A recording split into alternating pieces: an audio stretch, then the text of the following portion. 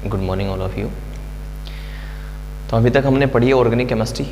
आज हम स्टार्ट कर रहे हैं इनऑर्गेनिक केमिस्ट्री। तो अपने पास केमिस्ट्री फेस्ट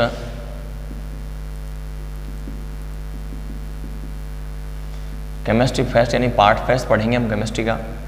इसमें अपने पास दो तरीके की केमिस्ट्री आएगी। एक तो अपने पास पढ़नी है अपने को फिजिकल केमिस्ट्री और एक अपने को पढ़नी है inorganic chemistry. Inorganic chemistry, organic chemistry के कुछ चैप्टर्स अपने पास, दो चैप्टर्स हमारे रह गए हैं। एक तो एवरीडे केमिस्ट्री इन लाइफ और एक अपने पास रह गया स्टीरियो केमिस्ट्री। तो स्टीरियो केमिस्ट्री और एवरीडे लाइफ को हम क्या करेंगे बाद में देखेंगे, क्योंकि ऑर्गेनिक केमिस्ट्री काफ़ी दिन से चल रही है। तो अब अपने पास आती है केमिस्ट्री का पार्ट फेस्ट, जिसमें अपने पास दो तरीके के चैप्टर आएंगे। यानी कहने का मतलब दो भागों में हम इसको डिवाइड कर सकते हैं। तो फिजिकल केमिस्ट्री और एक क्या है अपने पास इनऑर्गेनिक केमिस्ट्री। फिजिकल केमिस्ट्री में अपने पास रहेगा chapter number first, second, third, fourth, fifth और सिक्स चैप्टर। इन चैप्टर्स को हम किस में पढ़ने वाले हैं, फिजिकल केमिस्ट्री में पढ़ने वाले हैं फिफ्थ तक। उसके बाद अपने पास आता है P block, D block, F block और कोऑर्डिनेशन कंपाउंड, यानी चैप्टर नंबर 9, 7, 8 और 9। ये वाले चैप्टर हम किस में पढ़ने वाले हैं, इनऑर्गेनिक केमिस्ट्री में पढ़ने वाले हैं। तो 1 से लेकर 6 तक फिजिकल केमिस्ट्री में, 7, 8, 9 है वो किस में पढ़ने वाले हैं, इनऑर्गेनिक केमिस्ट्री में। चैप्टर नंबर 10, 11, 12, 13 और 14 ये चैप्टर जो है हम क्या कर चुके हैं, पढ़ चुके हैं। तो आज हम स्टार्ट करेंगे फिजिकल केमिस्ट्री। तो देखो अपने पास chapter number first, second, third और फोर्थ, इन 4 चैप्टर में से एक अपने को मिलेगा न्यूमेरिकल। एग्जाम में क्या आता है, इन चैप्टर में से न्यूमेरिकल आता है। तो अपने को लगभग न्यूमेरिकल है वो 7 साल सोल्व करते हुए चलने हैं। जैसे अपने पास एक लेक्चर आया, उस लेक्चर के जो न्यूमेरिकल आएंगे वो भी साथ साथ क्या करते रहेंगे, हम सोल्व करते रहेंगे। तो आज हम स्टार्ट करेंगे फिजिकल केमिस्ट्री का चैप्टर सेकंड, फिजिकल केमिस्ट्री का chapter number second. Chapter number second जो है वो अपने पास है सॉल्यूशन, यानी कि विलयन।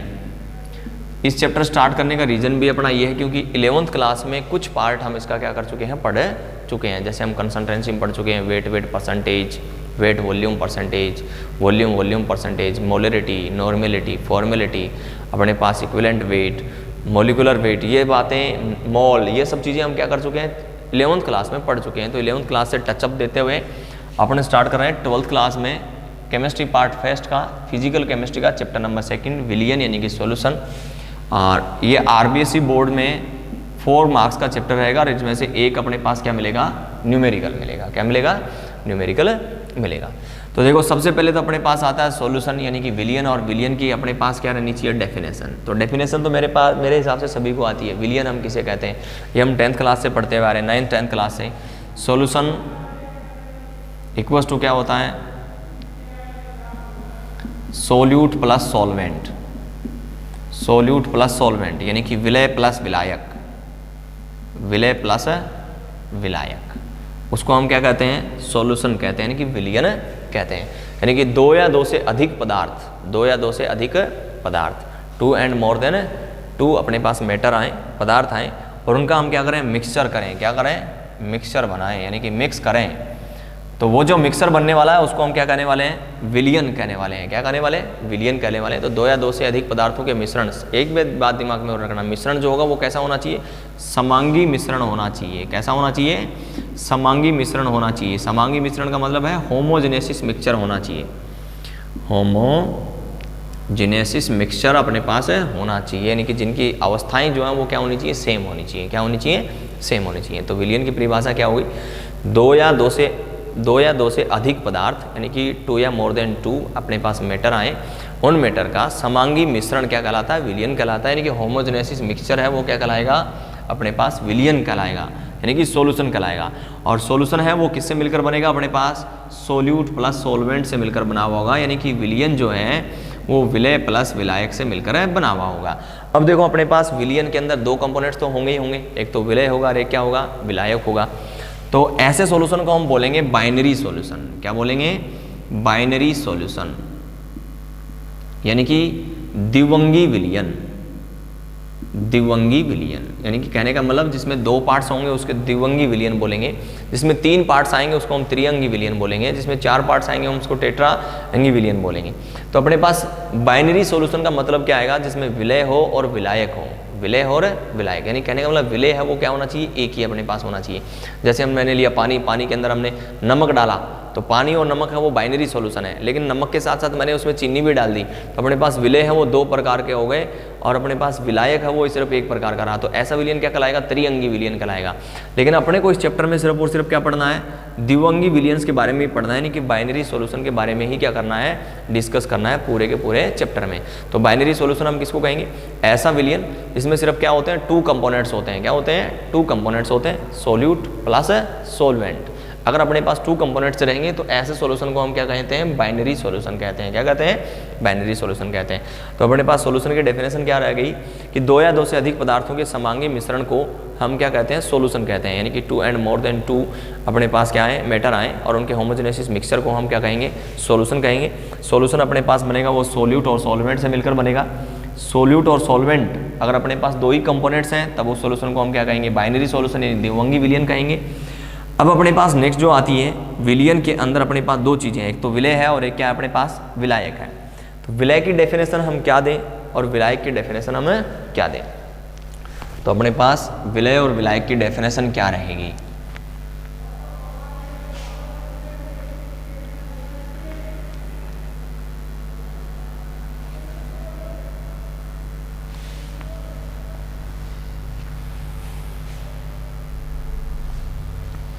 तो हमने लिखा है सॉल्यूशन है वो बना हो रहता है सोलवेंट प्लस सोल्यूट से, यानी कि विलयन जो है अपना वो किस किस से बना है, विलायक प्लस विलय, विलायक प्लस विलय।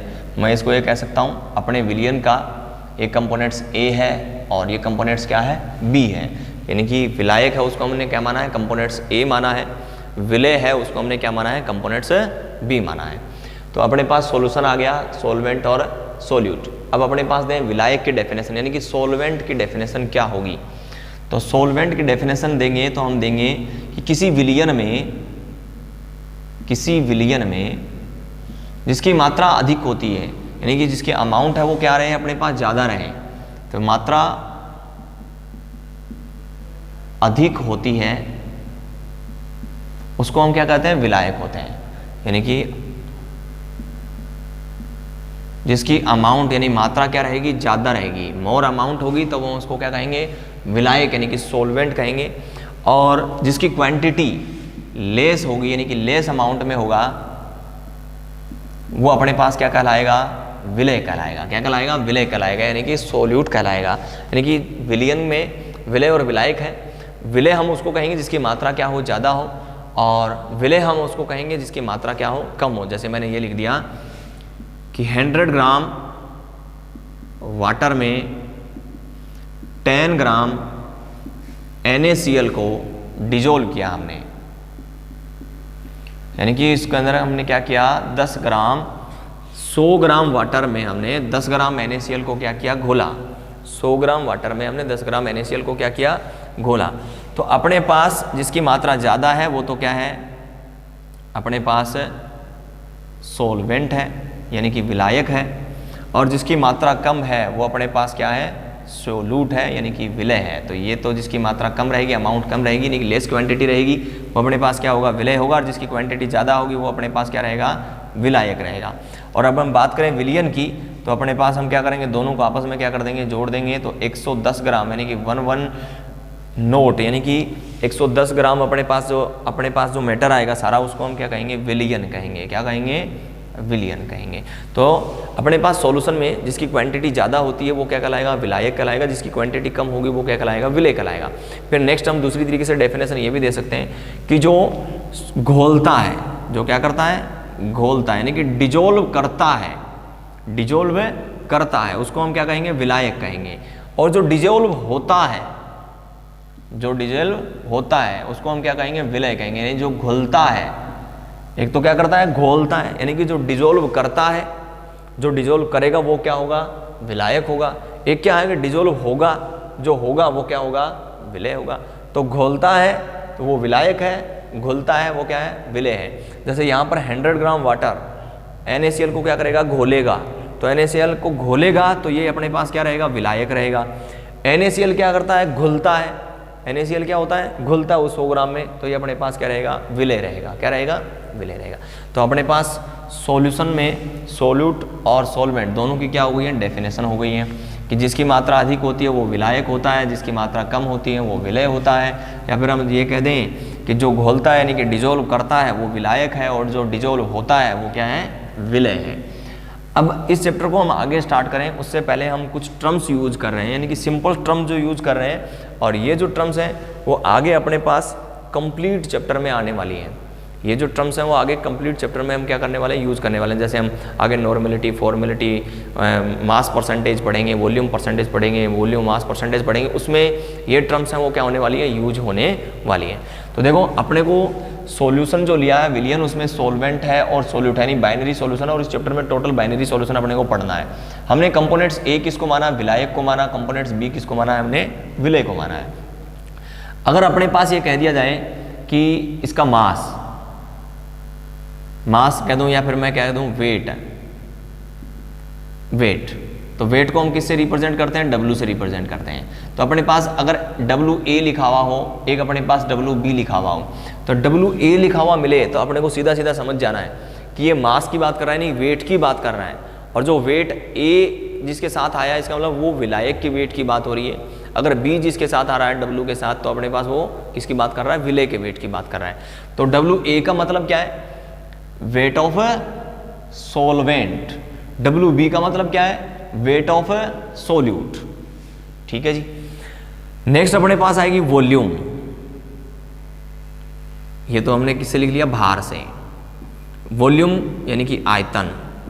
अगर अपने पास आए VA और अपने पास आए VB, तो वॉल्यूम को V से रिप्रेजेंट किया, A कंपोनेंट्स हमने सोल्वेंट के लिए यूज किया, और B है वो किसके लिए यूज किया है, सोल्यूट के लिए, यानी विलय के लिए यूज किया है। तो VA का मतलब क्या है, वॉल्यूम ऑफ सॉल्वेंट यानी कि विलायक का आयतन। VB का मतलब क्या है, वॉल्यूम ऑफ सोल्यूट यानी कि विलय का आयतन। नेक्स्ट अपने पास आएगा number of mole. Number of mole को हम किससे रिप्रेजेंट करते हैं, N से। तो NA और NB, NA and NB। NA का मतलब मोल ऑफ सॉल्वेंट, NB का मतलब मोल ऑफ सोल्यूट यानी कि विलय के मोल। नेक्स्ट अपने पास आएगा मोल फ्रैक्शन।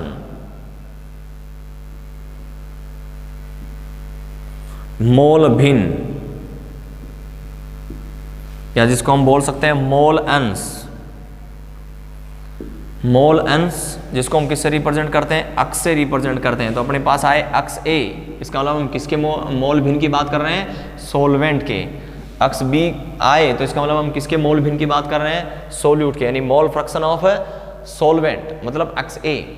अक्स B का मतलब mole fraction of solute, mole fraction of solute.